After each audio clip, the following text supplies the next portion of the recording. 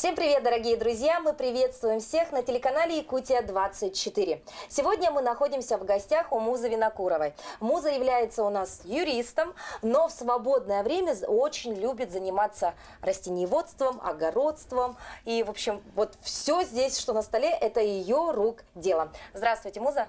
Добрый день, уважаемая Дарья, уважаемые телезрители. Ну что, Муза, несмотря на то, что сейчас уже на дворе у нас апрель, и вроде бы вся рассада уже посажена, но людям, которые живут практически на даче круглый год, да, есть чем заняться. Вот расскажите, в апреле чем занимаетесь вы? Да, действительно, наконец-то мы пережили вот эту вот долгую, длинную зиму.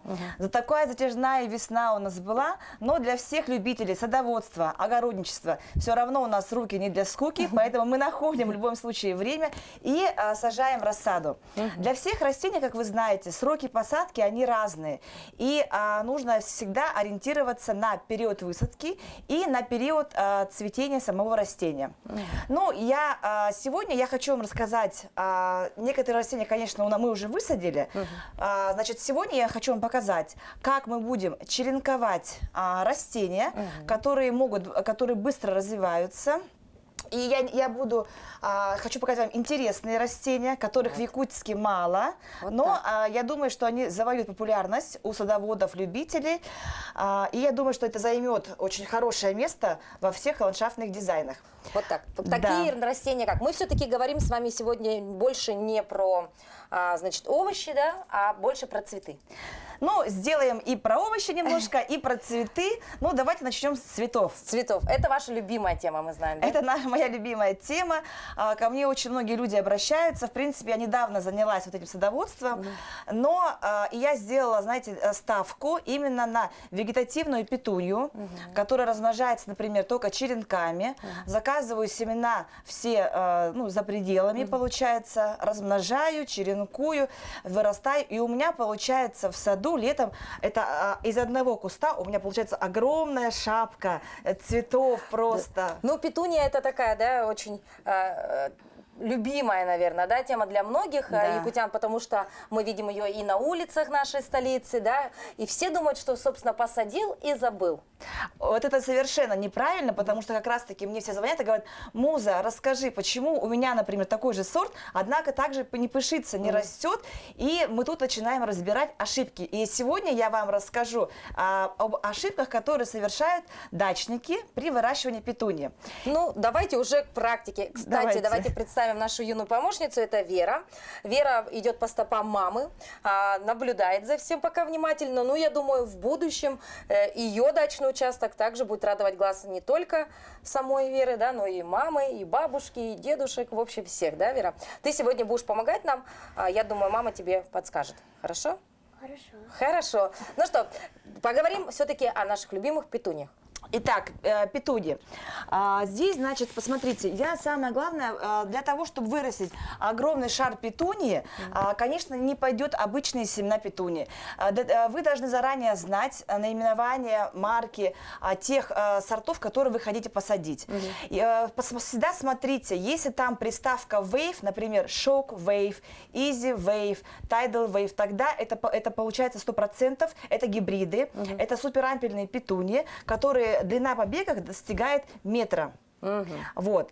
То есть все, что wave, это хорошо? Все, что wave, это хорошо, да. Есть, конечно, и другие, например, сорта, которые очень сильно развиваются. Это тоже хорошие гибриды. Это опера, это тайфун, это серия тайна, вуаль. То есть всегда нужно смотреть на производство. И сразу хочу сказать, что хорошие ампельные гибриды петуньи, они не стоят дешево. То есть когда наши люди покупают, например, вот на строительном рынке там, или где-нибудь петунью, кустик за 40 рублей, то это будет, вы учтите, кустовая петуния. С нее ничего шара не вырастет. Ну, то есть будет вот зелень-зелень и на концах цветочки. И все, да. Например, я продаю, например, такой кустик, который вырастила. Это, например, у меня сорт Easy Wave. Все равно он будет стоить примерно как пачка семян. Это, грубо говоря, 200-250 рублей. То есть все равно, только такая петуния может вырасти шапкой. Вот такой красотой. Да. Так, запоминаем. Все-таки, если выбирать, то вы советуете Изи, да? Изи, в принципе, Easy Wave это небольшой куст. Его, в принципе, можно не прищипывать, его можно не стричь, но в любом случае он хорошо кустится. Он, в принципе, компактный, то есть ему, в принципе, достаточно объема кашпо, только 20 литров.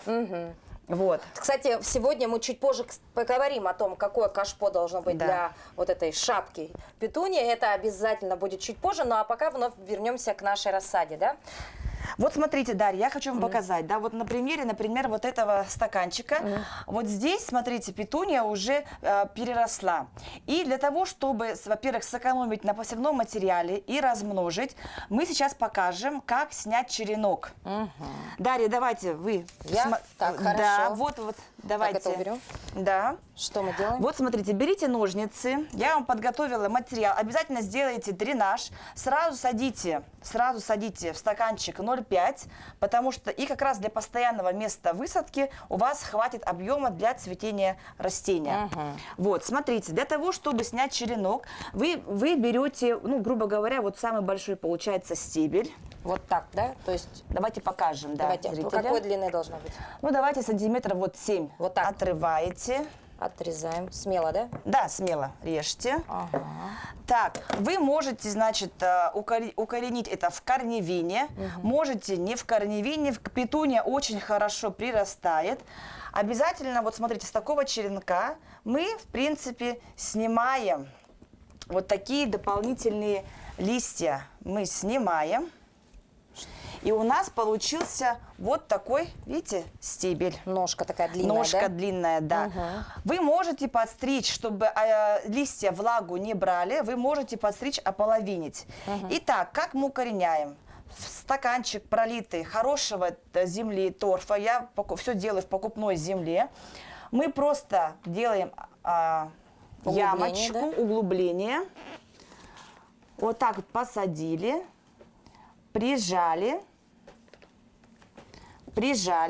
вот так, все, и пролили, все. А теперь вот это вот все мы должны поставить под парник. Под парник мы поставим, да, Верочка? Я обычно делаю все вот так, да. То есть из подручных средств, так Из сказать, подручных средств, да. Закрывать плотно надо или не? Да, закрываете, все поставили, и где-то посмотрите, через неделю, дней через 10 у вас уже пойдут корни. И вот из такого хорошего, да, он чуть-чуть позже зацветет, но в любом случае Easy Wave, они очень быстро разрастаются, и в июле у вас будет прекрасный цветок бесплатный. Да, то есть успеваем собирать черенки, посевной материал. Да, не ленимся, да, дорогие друзья, можно вот так минимум затрат, да, и, пожалуйста, у вас будет уже еще один кустик. Так, а это мы ставим на окошко в темное место или лучше оставить где? Ну, смотрите, как вам удобно. Если у вас есть подоконники, то, конечно, лучше поставить на окошко. Здесь создастся парниковый эффект, и оно будет уже, получается, в самом это париться. Потом пленку снимаете. Ага, Вера, ну иди ставь на окошко. Иди, доченька, ставь. Держи. Так. Ставь на окошко. А теперь давайте я вам хочу рассказать о таких, значит, интересных растениях, как колиусы. Вот. Тоже видят на улицах нашего города, да, эти цветы? Вот вы заметили, да, колиусы стали буквально недавно распространяться благодаря ландшафтному дизайну Натальи Цукан, я так считаю, что это ее, она привнесла вот эти вот колиусы, они очень хорошо украшают именно композиции цветочные.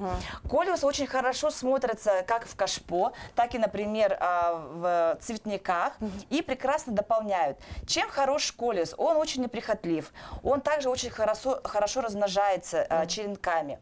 Он, в принципе, не болеет и очень красиво выстраивает композицию. Например, первый ряд колиусы, сзади, например, более крупные цветы и так далее. Или, например, чередовать.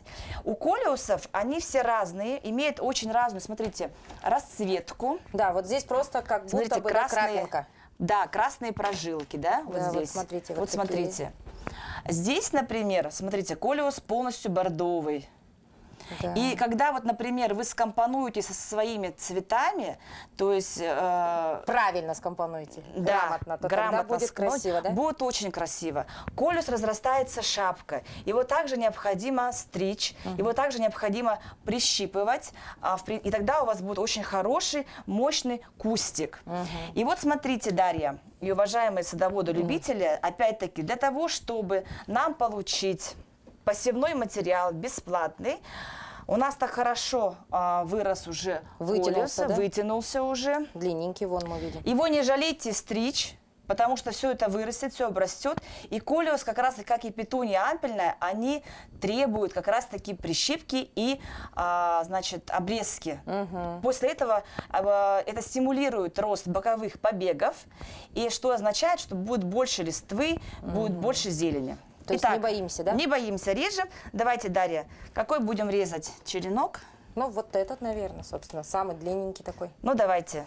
Так, я уже как опытный человек, значит, отрезаю. Так. Ну, давайте, вот видите, да, вот посюда тогда режьте. Так, отрезаем. Так, все, вот мы отрезали.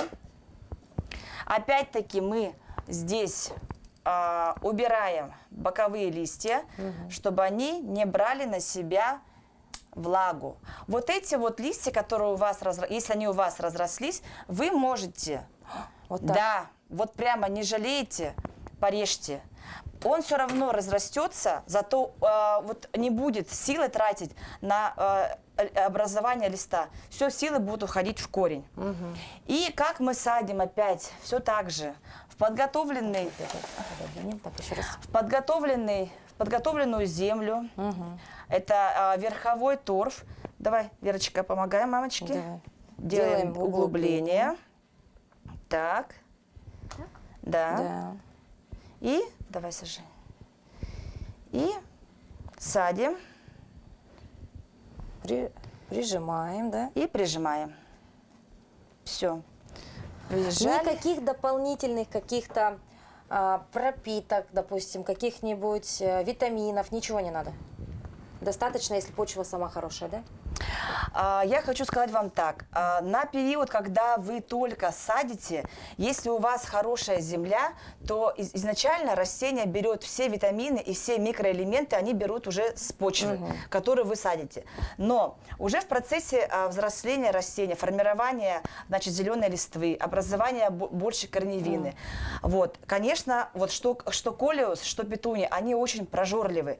Их необходимо каждые 2 недели подкармливать. И чем чаще вы будете подкармливать, тем больше у вас будет листвы, ботвы, растения будут прямо у вас, значит, ну, пышить. Поэтому, значит, я пользуюсь, ну, у всех разные, это то, что есть под рукой. Например, я пользуюсь биогумусом, вы его разводите, значит, по инструкции и подкармливаете свое растение. Обязательные подкормки, конечно, всегда нужны. А когда у вас будет, ну, сейчас, если честно, да, сейчас все стали пользоваться ционом, это препарат, значит, ионитный субстрат, улучшитель почвы. И когда вы уже пересаживаете на постоянное место высадки, в кашпо, в грядке, то добавляете, получается, по ложку, по 2, в зависимости от объема кашпо, добавляете, и говорят, что больше уже подкармливать не нужно. То есть один раз насыпал вот этого циона и все, да. Но при этом у всех все по-разному. Я, как бы поддавшись тоже рекламе, конечно, его приобрела. Но, с другой стороны, и до этого, когда его не было, если у вас растение растет в хорошей почве, если вы постоянно его удобряете, прищипываете, обрезываете, делаете омолаживающую стрижку, все равно растение обязательно цветет. Как красиво звучит, дорогие друзья, омолаживающая стрижка. Даже и здесь все как у людей, да? Так, хорошо, значит, с таким растением мы вроде разобрались. Дальше? Так, дальше. И, значит, я вам тоже хочу познакомить, или, ну, кто знает, кто не знает, с интересным растением пилея монетовидная. Чем она хороша? Сейчас очень многие, конечно, занимаются ландшафтным дизайном и на своих участках стараются сформировать, например, альпийские горки. Сейчас же так модно. Да, альпийские горки. Ну, вообще, для украшения ландшафтного дизайна это, значит, вьюновидное растение, оно тоже вегетативное, размножается тоже только черенками. Вот. И, значит, приобретает при растении, вот это растение очень сильно разрастается и приобретает просто куполообразную зеленую форму, листики в виде монет. Будь здоров. Листики в виде монет, и оно очень красиво смотрится в подвесных кашпо. То есть надо все-таки на высоту повесить, да? Надо на высоту повесить. Если у вас, например, альпийская горка, то там где-то сверху с высоты свешивается, например, вот этот вот красивый шар такой будет свешиваться, зелени. И внизу, например, вы опять-таки колиусы можете посадить и красивую уже в центре, например, петунью. Да. Красота будет. Красота будет. Так, хорошо. Прихотливо ли это растение и как мы его размножаем? Вот, опять-таки, растение пиле тоже очень неприхотливо. Я не люблю растения, за которыми нужно очень сильно бегать, и эти танцы с бубнами постоянно, да, потому что есть такие растения шикарные, вот как вот, например, как эти, которые делают блестящий результат, создают прекраснейшие композиции, и при этом не требуют сильного ухода. Я в этом году решила свой участок облагородить именно таким монохромным образом, что у меня будет только 3 вида цветов. Это вот петунии различных видов, это колиусы, и это будет, получается, пилея. Вот. Потому что у меня в том году очень много было различных георгин, шафранов, бархатцев, астр, табаков и всего возможного. Да. В этом году я решила вот сделать все по-другому. Каждый год мы все меняем. Вот так. Да. Сразу возникает вопрос, откуда такая любовь к растениям? И вот вы же практически говорите, как вот тот самый ландшафтный дизайнер, как будто, да? Вот откуда появилось это? Появилось это совсем недавно, появилось это в период ковида. Мы сидели все дома, да, и у меня получилось так, что в тот год ушел мой отец, и вот как-то занять себя ударилась в садоводничество. И мне это так все понравилось, я стала все это изучать, и действительно ко мне сейчас уже обращаются, пишут везде, спрашивают, как вырастет то или иное растение. То есть, так сказать, пандемия пошла вам во благо, открыли в себе вот такой талант, потому что вот так ухаживать за растениями и получать такой результат, это же дано не каждому. Действительно, дано не каждому, но я говорю, если несколько ошибок, например, вот все спрашивают меня, как вырастет такое-то растение. Если, в принципе, все придерживаться, да, хорошая земля, постоянной подкормки, постоянная обрезка, омолаживающая стрижка. Вот я хотела еще добавить, да, запомните, пожалуйста, уважаемые садоводы, для ампельных сортов петуний, для вегетативных, это суперкаскадных и ампельных, требуется обязательно омолаживающая стрижка. 2-3 раза за период, за лето. А люди боятся, например, распустился цветочек, да, и они говорят, о, я не буду стричь. Да, жалко, режем, жалко. Не жалеем. Почему? Это дает, во-первых, стимуляцию конкретно для большего объема. Растение разрастается. И тогда у вас получится как раз-таки вот те знаменитые шары. Шары. Да. Шапочки такие. Шапочки получаются. Хорошо, да. возвращаемся все-таки к черенкованию.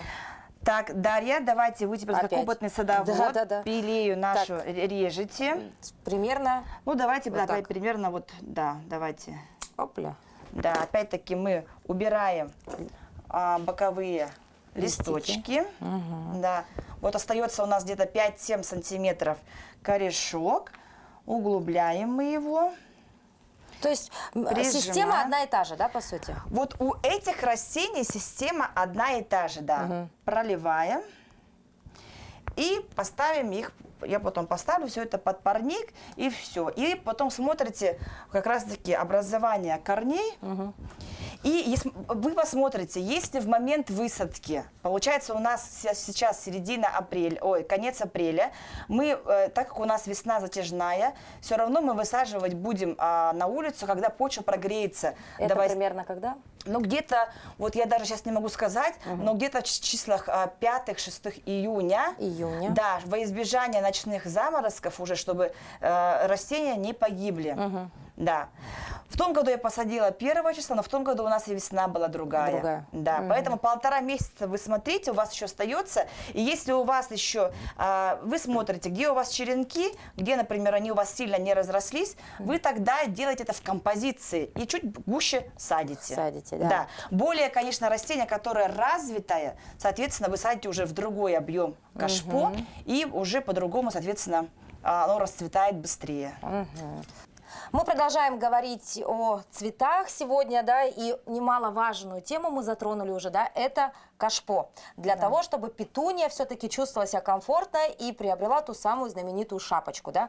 Здесь ваши советы, Муза.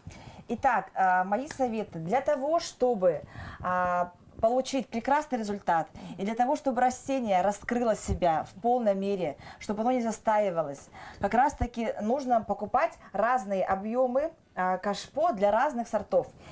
И я вам хочу для примера, вот я уже подготовила, я купила на свой нынешний сезон. Вот, например, если у вас сорт, например, Tidal Wave, который достигает размер плетей 1,5 метров, то им необходимый объем кашпо составляет минимум 30 литров. Вот минимум, вот посмотрите. Огромный. Огромный, да.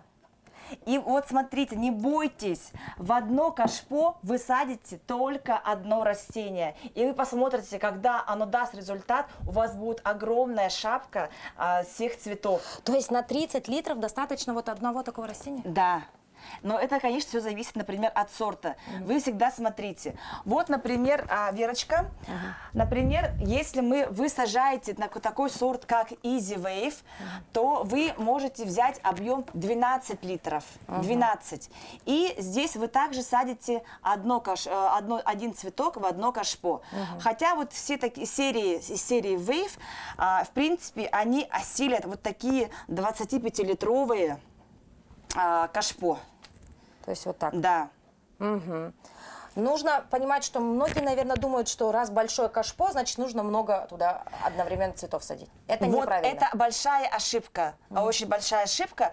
Таким сортам, ампельным, вегетативным, гибридам, им очень мало места, когда их несколько. Поэтому для того, чтобы растение показало свою мощь, распустило свои плети и образовалась вот эта вот вся цветочная шапка, им как раз-таки нужен большой объем. Чем больше, тем лучше. Например, для серии Tidal Wave, Shock Wave, в принципе, опытные садоводы, которые тем более на юге, у которых длинный цветовой день, они садят один куст в 100 литров. Представляете? Это 100 литров объема, и получается просто один кустик, да? огромное растение. И это просто гордость для садовода вырастить и показать результат своего труда из такого растения. Ну, а вы пока вот можете даже вот в таком из одного кустика сделать потрясающую такую огромную шапку, да? цветов. Это тоже достижение, да? Это тоже большое достижение, да.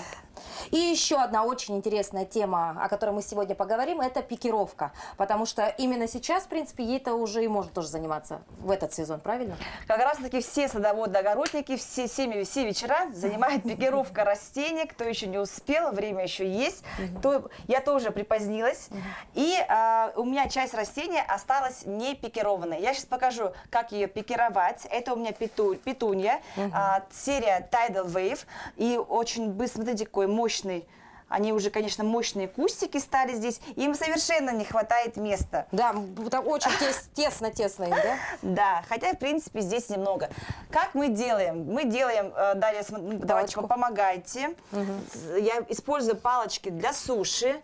Аккуратно вы можете... Так, мы сейчас вот так на камеру повернем. То есть нужно сначала определить, где... Вот вы видите уже. Да, вот вижу. Ваш кустик. Аккуратно до конца проделываете. Да. И? Так, потихонечку наверх. Наверх.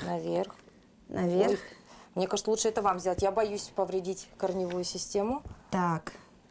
Вот чем хороша петуния наша, тем, что она, в принципе, очень быстро восстанавливается и не боится таких пересадок. Итак, как мы пикируем? Вот мы вытащили, получается, один цветочек, и мы его посадим. Ну, я, например, сюда посажу. Хотя по идее, вы должны, конечно, посадить его. Я просто сейчас для образования, чтобы укоренилось хорошо, посажу его. А так уже, конечно, надо их рассаживать в стаканчике 0,5. Как вот у нас было здесь, да? Как вот у нас было здесь. Проливаем все это. И здесь уже можно подпарник не ставить, потому что у них корни уже есть. Есть. Да, все пролили и забыли, и поставили. Вот так. То Да. есть ничего, собственно, сложного. Главное не бояться. Главное не бояться и делать. Растение всегда благоприятно все воспринимает, когда это все сделано от души. От души. Ну что, дорогие друзья, спасибо большое Музе за столь прекрасную беседу. Я думаю, сегодня очень много наших телезрителей для себя что-то новенькое, а самое главное полезное, да, узнали. И я думаю, что именно благодаря вашим советам, Муза, у кого-то вот это приусадебный участок станет прям цвести в прямом смысле этого слова. Да, и вам спасибо, Дарья, дорогие садоводы-огородники. Все встречаем, с нетерпением ждем летний сезон. И пусть у вас на участках все зацветет.